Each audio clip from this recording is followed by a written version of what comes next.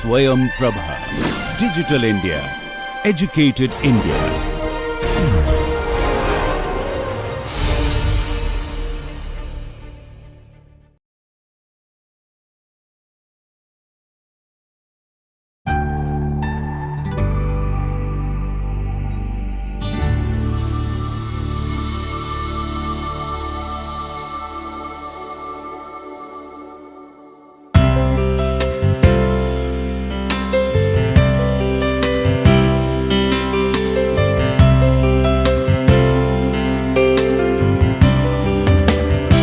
Welcome to lecture 54. In this lecture we are going to discuss another very important competency for city manager, that is negotiation skills. In the last lecture we discussed problem solving and decision making. We have discussed that to understand problem it is very important to analyze the problem, whether the problem is to be owned by you and to be controllable at your end or not, and then to analyze the problem you have to see the root cause of the problem, and to resolve the problem we take decision, we make several alternatives solution to for the problems, and we see the problems an opportunity to do something, and out of those decisions to take the opportunity to solve the problem we select one and we convert that selected options to a final decision, and decisions are converted into the actions. So, that is what we discussed in last lecture. Now, in this process of the decision making you might have find that it is not so easy as I am explaining to you. Those who are working at the urban governments, you might have seen that sometimes the decision making becomes a very difficult job, because a decision is involved with multiple organization, sometimes multiple sections of an organization, sometimes people, community group and political influences are also there. That is why you might have seen that all the decision making process involves significant amount of conflicts, differences of opinions, and sometimes non-fulfillment of the objective, and decisions are not made or wrong decisions are made and the implications are disastrous. So, in those situations, to avoid the conflict and to avoid the undesired situations, how we can avoid those kind of situation using the negotiation skills, that is what we are going to discuss. Within these discussions we are going to discuss the interpersonal relations and trustworthiness at the individual level and the group level, how the trustworthiness leading to collaborations within and outside the organization, and what are the beliefs and the actions in collaborations in organization, that is also we discuss, and negotiation and urban governance, what are the negotiation possibilities which can really work better in urban governance, that is what we are going to discuss.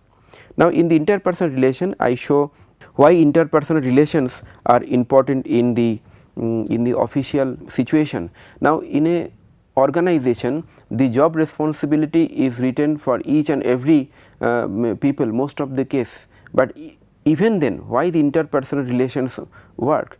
It is because we are human being and we work in official situations, and sometimes since we are a social animal and human being, the interpersonal relations also work fantastic. Sometimes we work better under some better leader, sometimes we don't intend to do better under some not so good leadership. So, it depends on how the interpersonal relations between the people, between the office supervisor and the subordinate, all this matters.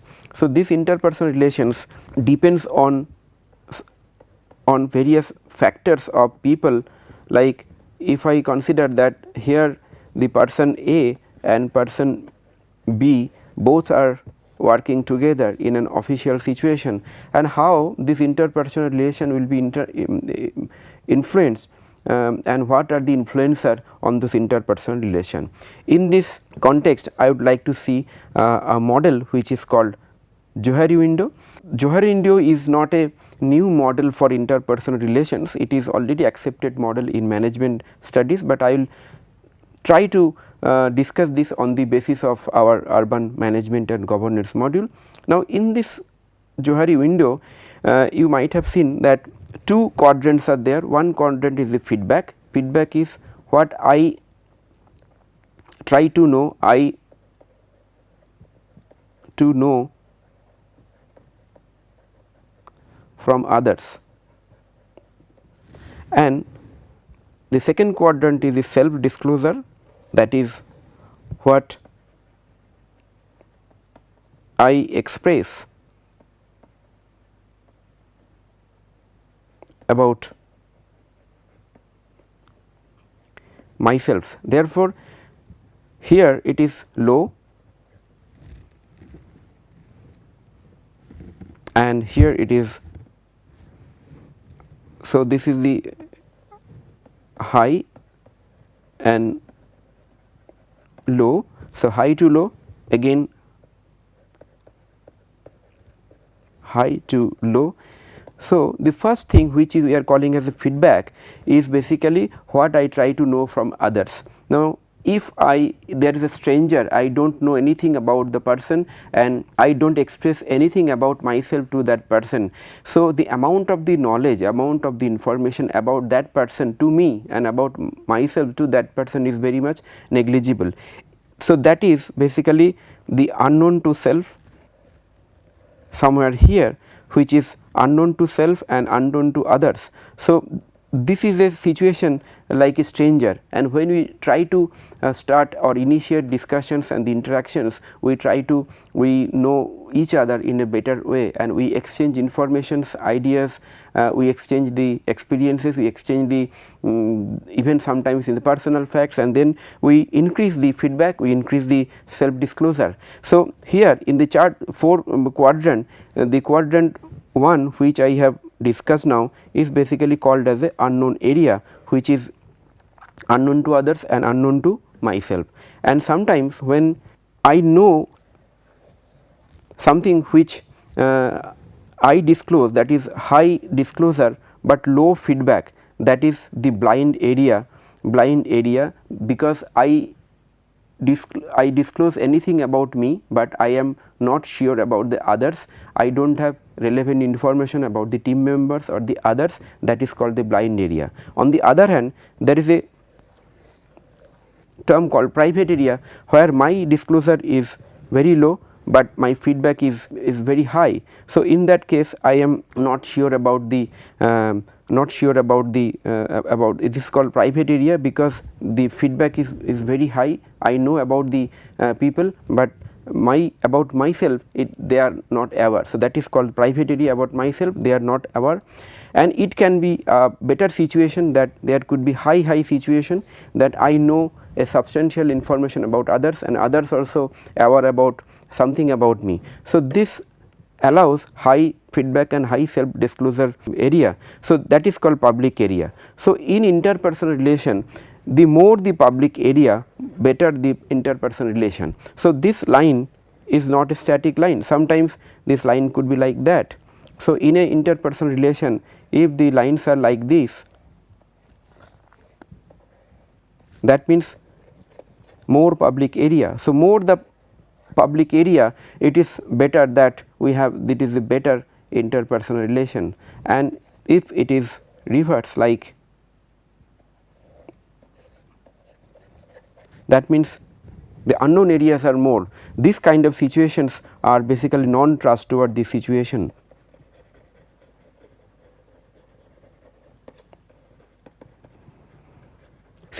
And in non trustworthy situation, neither we disclose anything about myself and neither I am interested to know anything from the others. So, this kind of exchanges, feedback and self disclosures are strongly related with the trustworthy relations between the people, and it is the basis of the interpersonal relation which matters. Now, this interpersonal relation is linked with negotiation. So, why we negotiate at the workplace? Because the individual and group differences are there, as I have told you that based on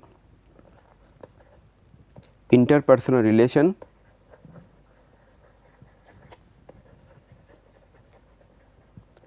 relations and based on trustworthy relations, it varies up to a long extent, but we cannot avoid all the relations and all the interactions every time, and sometimes it is becoming a conflicting situation. That is why we try to resolve those group differences and individual differences through a dedicated and through a systematic process. That is why negotiation is required. Then consensus in the decision. So, in the decision making, consensus is required. Making development forward, unless we do not care about what others are thinking and we just impose something to the others, the decision become biased, and this decision may not help the development. And that is how we try to come out from a private area to the public area as per the Johari window, and try to make a trustworthy relation between the people around us who are working at the job situation, and then we make decision consensus and doing forward for the development. And in this way we avoid conflicts. You might have seen that all the situations where most of the trivial conflicting situations are there and very undesired situations and implications have happened, all those situations people have non-trustworthy relations, and because of that they fail to take consensus in the decision, and they fail to take any appropriate action to solve the problem. That is the actual problem, which is the root cause of all the problem. So, all the problems can be resolved if there is a trustworthy relation between the people, between groups, and there is a consensus in the decision making. So, having said that, I tell you about the trust and power relations in their personal relation, how trustworthiness and power also acts in the interpersonal relation, and ultimately either it leads to collaboration or it leads to somewhat apathy to each other. So, let us see how it acts. So, please see this chart. In this chart there are two variables, one is trust component,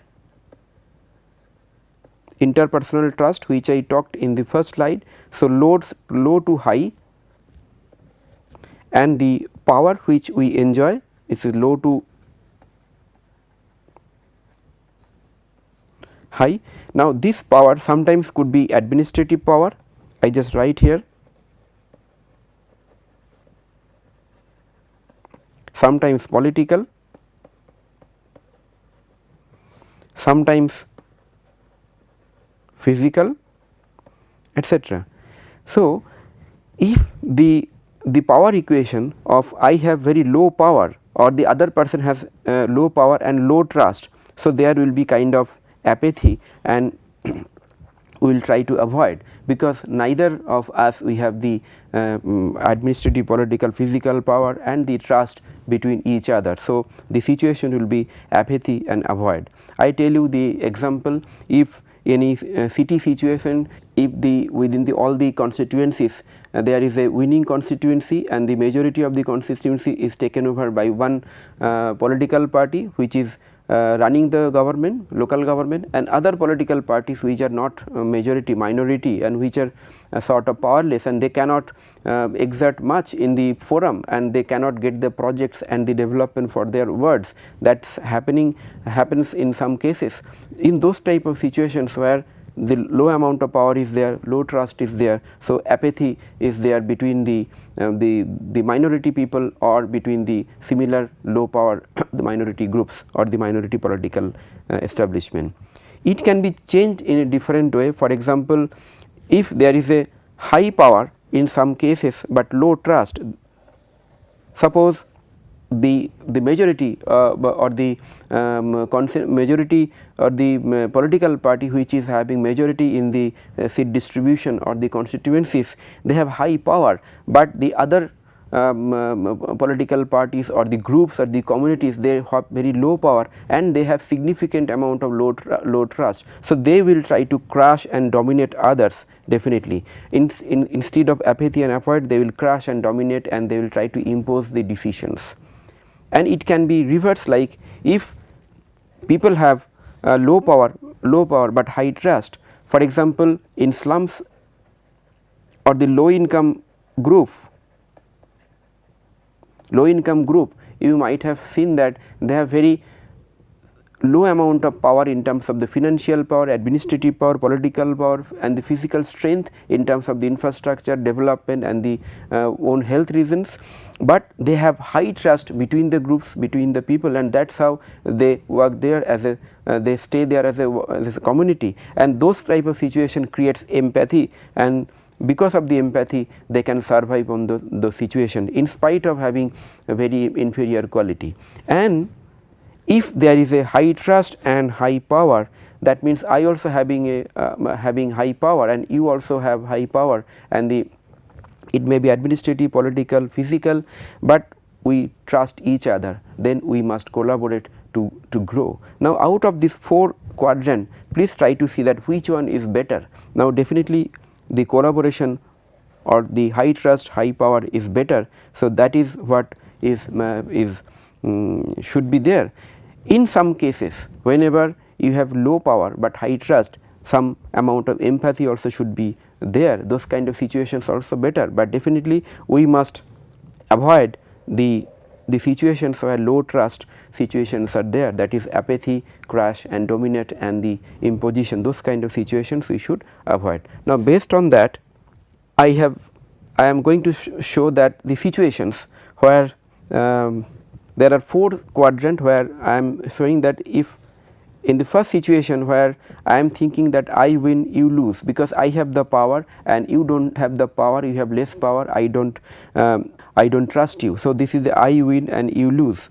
Here I lose and you lose, because neither I have the power or you have the power and we do not have the trusty relationship. So, this is I lose and you lose, and here I win and you win, that is I also have the power and confidence, you also have the power and confidence. So, this is the desired situation, and there could be situations that I lose and you win. If there are situations like you do not have the power, but others are having power and the responsibility and non-trusty relationship, that time I lose and you win, those kind of situations are also there. So, in actual situation we will try to create I win and you win situation. In the earlier slide we showed that collaboration. So, basically collaboration is the key principle to achieve the I win and you win situation. In short, it is called win-win situation.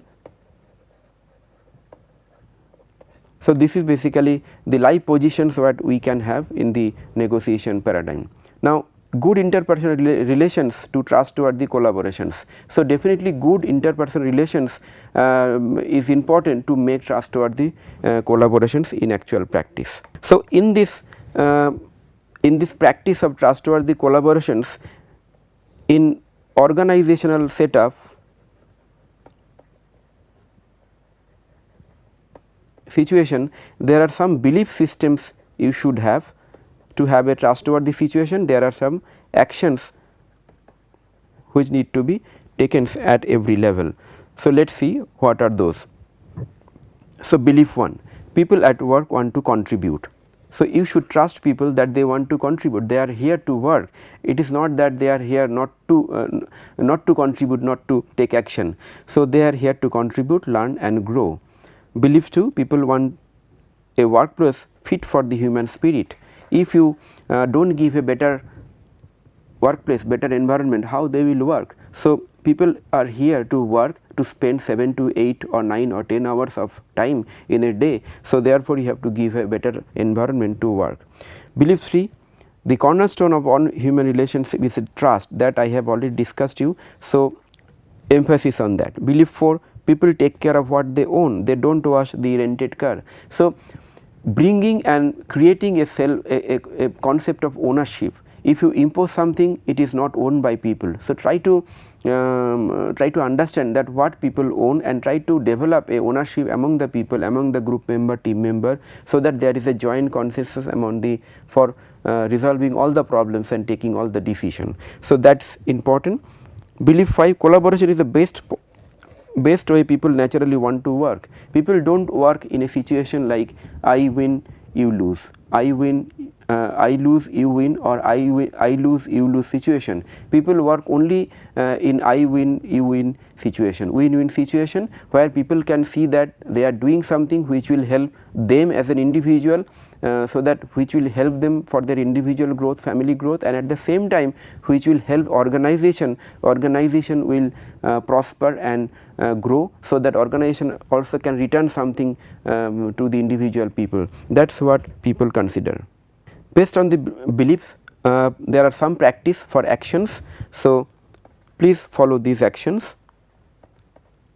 I have not developed all this practice and this thing, I am just sharing with you so that you understand better. So, one is strategic thinking. So, takes a long view and provides clear direction, links the strategy to betterment of the society. Authentic, you should be authentic and genuine in terms of the interactions. Ownership, I have told that, build ownership at your level, at people level. Communication is very important, transparent, open and two-way communication, written and verbal communication. We will have a dedicated lecture for the communication later on. And differences, it is very important and very natural to have the differences. So, please accept the differences between the groups, between the individual, and identify the differences and try to minimize the differences by solving those differences through negotiations and win-win discussions. And nurturing and support to the people. Learning could be very enjoyable if the learning has a outcome in the official situation where it will solve individual, group and organization both. And change, if we do all the everything, then the organization will change. If the organization change, definitely the individuals and everybody will get the benefit towards the better society. Then, so we can deliver excellence with the collaboration. That is what we have established, and I hope you got the some message that collaboration and win-win situation is the principle by which we can deliver excellence. Now, how this can solve the negotiation process, that is what we see. Now, actual negotiations in the urban governance situations happens in many situations, including land acquisition. You have seen that in land acquisition situation, whenever negotiation fails, there are problems like agitation, there are problems like strikes and all the situations, and land acquisition is not possible. On the contrary, if the negotiations are successful, we have seen that large townships have been developed based on that, and in absence of that, even government can change, the project will not be fulfilled. So, land acquisition is a very conflicting and trivial case where we find that the negotiation is inherent. So, without the effective negotiation skill, land acquisition is not possible. Land pooling and land reconstitution, in some of the lectures we discussed the land reconstitution, which we call in India's town planning scheme. The whole psychological and the understanding of the town planning scheme based on the land, the negotiation and the win-win situation. In typical land pooling and land reconstitution, it is not acquired, the land is taken for some time and it is developed, and the better the betterment or the advantage or the benefit of the betterment is shared between the government and the people, and people can see some of the advantages and benefit which they are going to enjoy if the land is developed. So, in pooling and land reconstitution, the negotiation is important. So, typical expectations are like people think that what kind of compensation I am going to get, both the situation, what kind of return in terms of the job, in terms of the land, what I am going to get, what will be the final market value of my land, and what will be the share of the land what I have to give away for the development of the infrastructure and the government job. Those are the expectation and the questions are there in the people's or the landowners mind. That is what we have to think. On the other hand, if you are working as a city manager, as a public representative or a functionaries, your expectation will be how much I have to invest. The investment amount will be as much as less as possible, and at the end of the negotiation what I am going to get, is it benefiting the people, is it benefiting the mass population for creating some better infrastructure or not, that or not. This kind of questions should be there in your mind and expectation should be there. So, land acquisition and land pooling is very important cases where negotiations are required. Sometimes when you widen the road in existing cities, you need to talk with the people and negotiate them and take a consensus. Now, in initial phases people do not give their consent, but if you can convince them that if the road is widened, ultimately they are going to get a better communication facility, better transportation facility, and not only that, in addition they are going to get a better land value, because we know that a wider road gives a better land value than a narrow road. So, that is what we can do to convince people to give actual information and showing the benefit they are going to get after any development work like road widening. Then making large infrastructure decision, not only road widening, for example, large infrastructure decision like making a transport terminal, making a solid waste disposal ground, or making a water supply treatment plant. All these decisions nowadays are taken with the consensus with the people and the groups. So, you have to make them understand that what benefit they are going to take and what contribution and responsibility they also have to take, and then only it is possible to make a successful negotiation. User charges are, we have talked in the urban reform and the change that user charges was one very important element in the urban reform, starting from JNNURM and even in the current Amrut paradigm. So, in the beginning the user charges did not get a very good response from the common people. The reason was that they were not sure that what kind of services they are going to get, but in some cities the city authorities, they could convince the people that yes, they are going to get better services, and they performed it genuinely, and then only people was convinced that yes, we can give the some amount of user charges. So, user charges is another very important part in urban infrastructure where you need negotiation between the groups and the people. And also PPP projects. In the PPP projects, I have talked earlier also that you need to negotiate with the private party.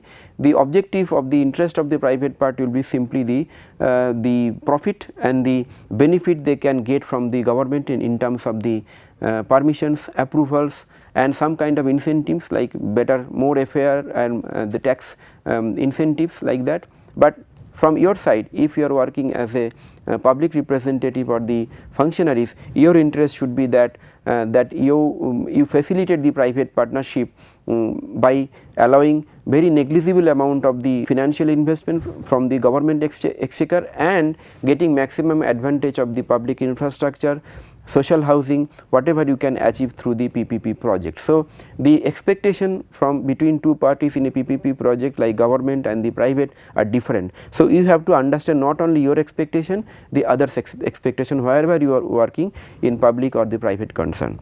So, these are the situations mostly needs effective negotiations. There are many situations where it is needed, but these are the major situations which matters the development process. Now, in a typical negotiation process, there are several stages. So, you should know as a city manager. First is welcome the members.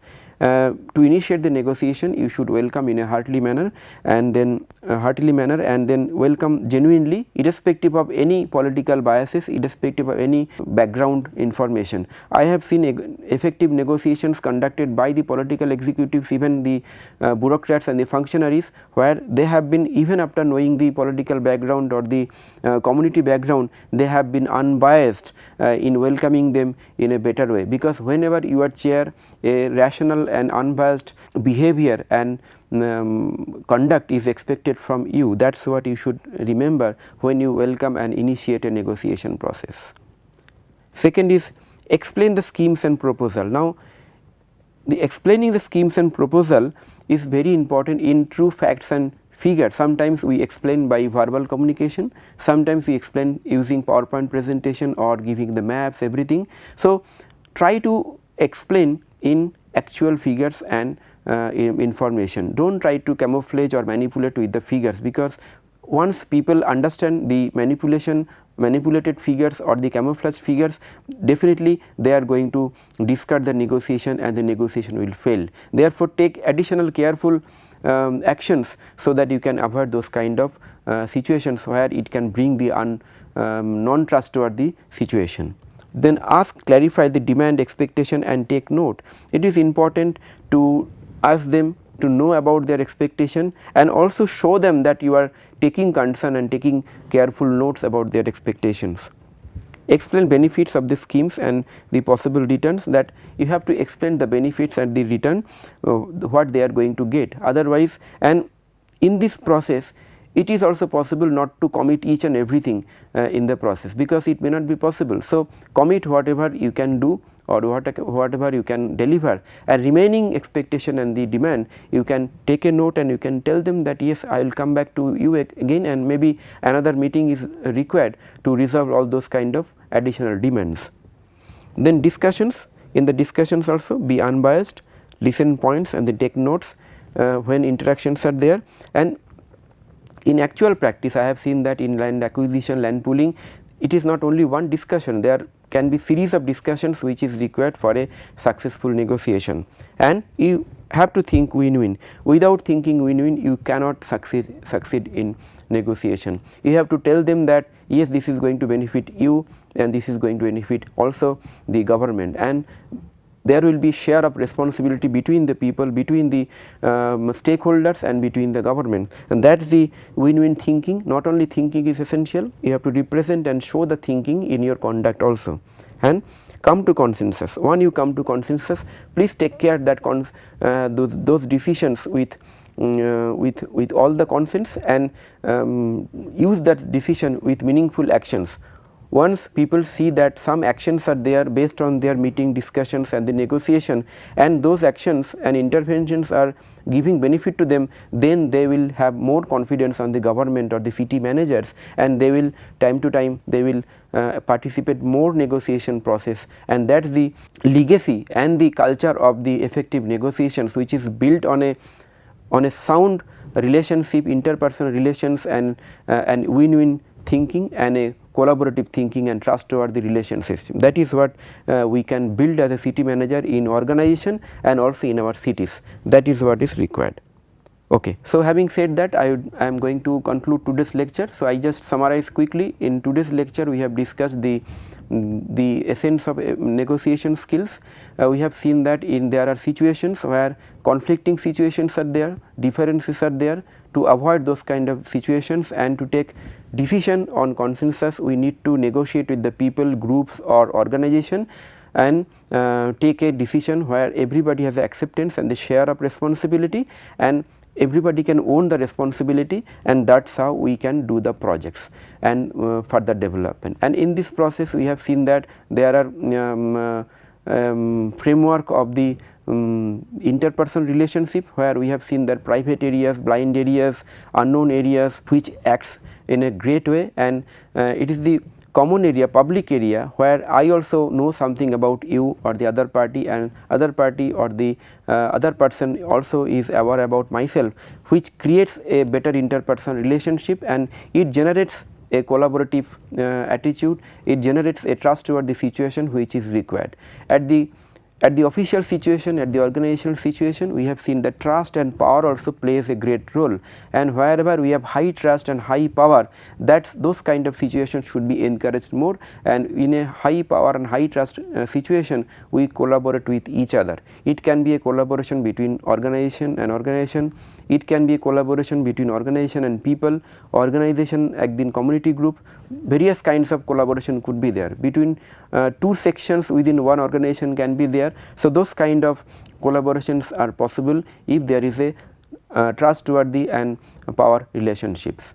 And then we have seen that there are situations like land acquisition, land pooling, land reconstitution and similar type of public infrastructure projects where we need negotiation. In a typical negotiation process, you have to prepare yourself in a better way, you have to present the proposal in a transparent way, accountable way, welcome them in an unbiased manner, discuss and take the notes of all the demands and the expectation, commit whatever you can do and commit whatever you cannot do, and then take meaningful action so that people get confidence on the negotiation process, and that is how we can grow.